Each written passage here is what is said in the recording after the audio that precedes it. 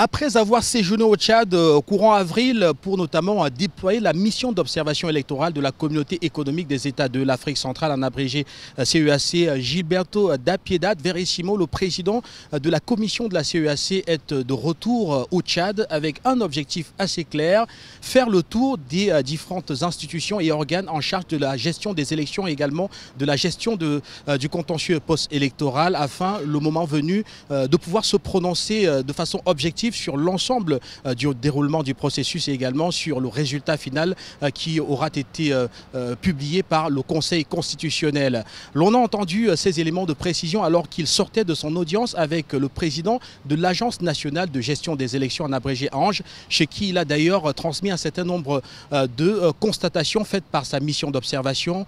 Il nous a rassuré avoir obtenu les éléments de clarification qui permettent d'avoir une vue assez nette de ce qui s'est effectivement passé pendant la période de vote, de comptage, également de centralisation des procès-verbaux.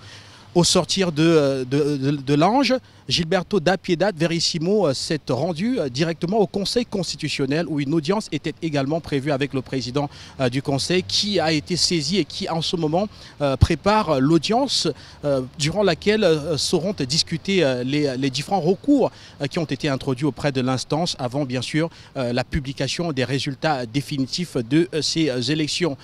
Gilberto da Piedad Verissimo nous a également dit qu'au sortir, qu'après la Cour constitutionnelle, il se rendra auprès d'un certain nombre de représentations diplomatiques internationales ici au Tchad, notamment auprès de l'Union européenne, de la mission de l'Union européenne et de d'autres organisations avec le même objectif, avoir la vue, mais alors la plus nette possible, du déroulement de l'ensemble du processus afin que le moment venu, la prise de position finale qui sera celle de l'organisation puisse être la plus nette et qu'elle puisse réellement refléter les réalités qui auront été vécues par l'ensemble des acteurs durant cette période électorale ici au Tchad. Vous savez qu'on a eu ici, pendant les élections, une trentaine d'observateurs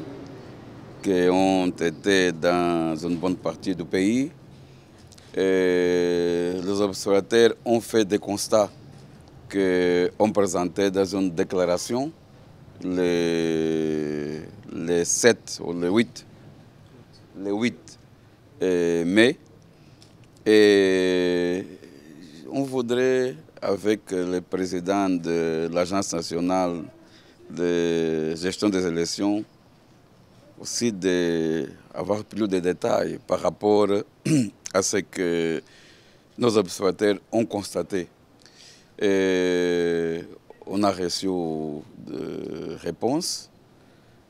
Et maintenant, on attend le résultat de la Cour constitutionnelle parce qu'il y a des recours que je pense, 3 des candidats ont déposé auprès de la Cour constitutionnelle. Et les réponses qu'on a reçues ici du président de ANGE vont nous permettre, après, mieux évaluer comment est-ce que la Cour constitutionnelle va trancher sur les recours qui ont été présentés. Donc on aura les informations de ANGE, l'information de la Cour constitutionnelle, et les constats de nos observateurs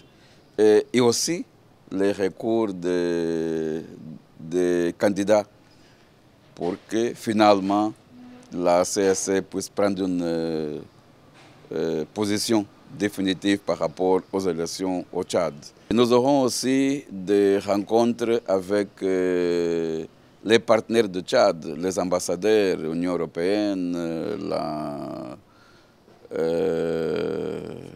la France, les États-Unis, donc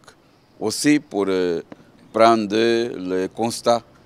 leur avis par rapport à ce qui s'est passé au Tchad les 5 et les 6 mai.